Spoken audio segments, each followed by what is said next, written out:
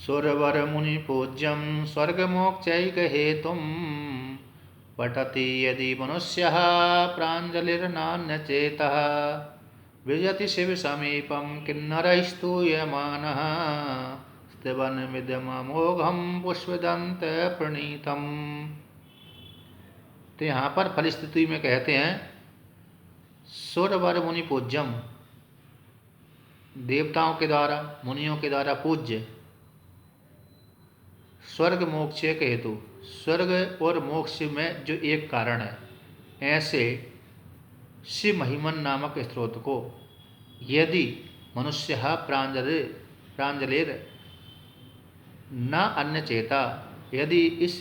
शिव महिमन नामक स्त्रोत को मनुष्य दोनों हाथ जोड़ करके श्रद्धापूर्वक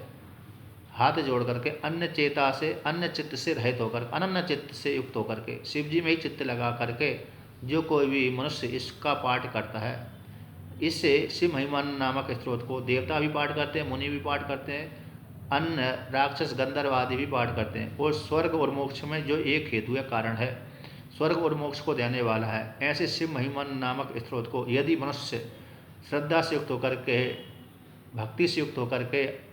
अनन्य चित्त होकर के यदि मनुष्य इस शिव महिमन नामक स्त्रोत को पढ़ता है, तो पढ़ने से क्या होता है,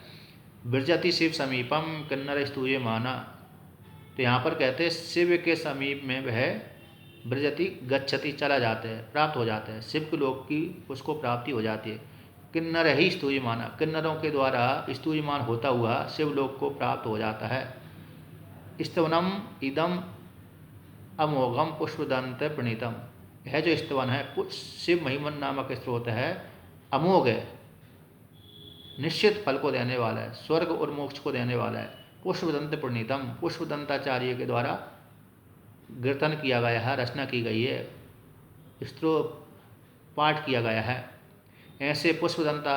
पुष्पदंताचार्य के द्वारा, गंधर्व के द्वारा रचा गया है अमोघ फल को देने वाला है। इस शिव महिमन नामक स्त्रोत को जो कोई भी पढ़ता है, पाठ करता है, प्रतिदिन श्रद्धा से युक्त होकर का पाठ करता है, वह शरीर छूटने के पश्चात शिवलोक को प्राप्त हो जाता है और मोक्ष की प्राप्ति हो जाती है और स्वर्ग की भी प्राप्ति हो जाती है, और पृथ्वी लोक में सारे सुख ऐश्वर्य को प्रदान करने वाला है। पृथ्वी लोक में भी उसको सुख की, धन की, ऐश्वर्य की, बुद्धि की प्राप्ति होती है, और मरने के पश्चात यदि ज्ञान पूर्वक उसने पाठ किया है तो ज्ञान की प्राप्ति हो जाती है, जिससे मोक्ष की प्राप्ति हो जाती है, और स्वर्ग की भी प्राप्ति हो जाती है और शिवलोक की भी प्राप्ति होती है। इस प्रकार से शिव महिमन नामक स्त्रोत को जो कोई भी मनुष्य श्रद्धा से युक्त होकर के तीनों काल, प्रातःकाल,